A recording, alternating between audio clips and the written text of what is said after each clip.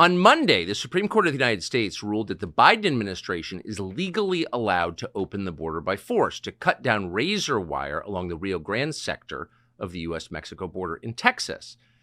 The usual suspects voted for this: Sonia Sotomayor, Elena Kagan, Ketanji Brown Jackson, but they were joined by so-called conservative justices John Roberts and Amy Coney Barrett. So in response to this ruling, which shocked many, the governor of Texas, Greg Abbott, drafted a letter, not simply to the administration, but to the world. And here's part of what it says. Under President Biden's lawless border policies, more than 6 million illegal immigrants have crossed our southern border in just 3 years. That is more than the population of 33 different states in this country. This illegal refusal to protect the states has inflicted unprecedented harm on the people all across the United States. Abbott goes on to say the state of Texas has the authority under the Constitution to, quote, protect itself. That authority is the supreme law of the land, and it supersedes any federal statutes to the contrary. And then, following very quickly, 25 other states with Republican governors signed a letter pledging their support to Texas and its constitutional right to defend itself and this country. Those states include Ohio, Florida, Utah, Nevada, and many others. And then the Biden administration responded. The administration threatened these states, and particularly Texas, with a, quote, 24-hour deadline to allow Border Patrol to reopen the border and to take down the barbed wire. Clearly a collision course. What happens next? We're thankful to be joined now by Governor Greg Abbott of Texas, who joins us by phone from India. Governor Abbott, thank you so much for joining us. If the administration declares that it plans to federalize the National Guard of the state of Texas, your National Guard, what will be your response? Well, first, I'll be shocked. That would be a boneheaded move on his part, a total disaster. But for one, as you might imagine, we are prepared in the event that that unlikely event does occur to make sure that we will be able to continue exactly what we've been doing over the past month, and that is building these barriers, whether it be the concertina wire or other anti-crime border barriers, whatever we've been building. The Biden administration is now trying to attack us because of it, and we will continue to do exactly what we're doing to expand our denial of illegal entry into the state of Texas.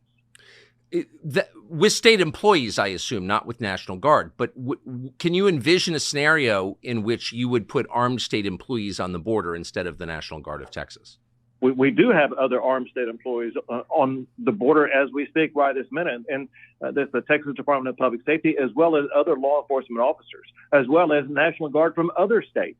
And you can be assured there will be more National Guard from other states and more law enforcement officers within the state of Texas and other states. And, Tucker, I just signed a new law in the state of Texas that will go into effect on March the 5th that authorizes any law enforcement officer in the state of Texas to be able to arrest anybody coming across the border illegally.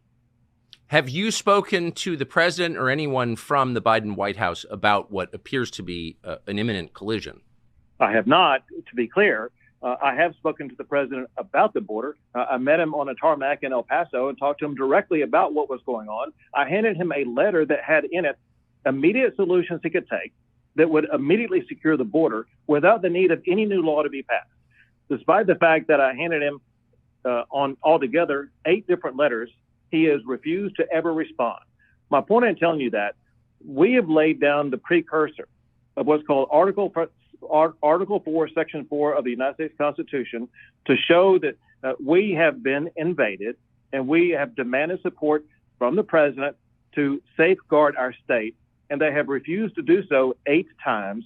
And that authorized me to declare an invasion under Article 1, Section 10 of the Constitution to make sure that Texas is going to be able to use every tool in our arsenal to defend our state. Of the couple of dozen Republican-led states who've pledged support for you, how many do you think would send National Guard to Texas? I'll be shocked and disappointed if almost all of them do not send. There have been about 10 so far that have sent National Guard or other law enforcement. They now are joined together with us. And this is a fight for the future of America, and they all know it. And so I believe that they will all be in on this effort. It's just a remarkable moment. And I know you're heading out, but my final question is, how do you see this resolving? What happens next? Well, Texas is going to continue to expand the border barriers that we are erecting, the razor wire that we're putting up, and to continue to gain control of more land over the coming months. I believe, however, that this will all come to an end on January the 20th of next year, because I believe a new president will be sworn in, a president who will actually enforce the immigration laws of the entire country, not just the Texas border, but New Mexico and Arizona and California and the Canadian border also. And we will have safe and secure borders once again, because we will have a president who actually will enforce the laws of the United States of America. But in the next year, are you concerned about any kind of conflict between state forces, whether state employees or National Guard, and federal forces? So, Tucker, all we can do is be as prepared as possible, deploy as many people as possible, do as much as possible to put up more border barriers and deny illegal entry. And our head is down. We're working hard, regardless of what the Biden administration is doing. Governor Greg Abbott of Texas joining us now from India. Thank you very much, Governor. Thank you. Take care.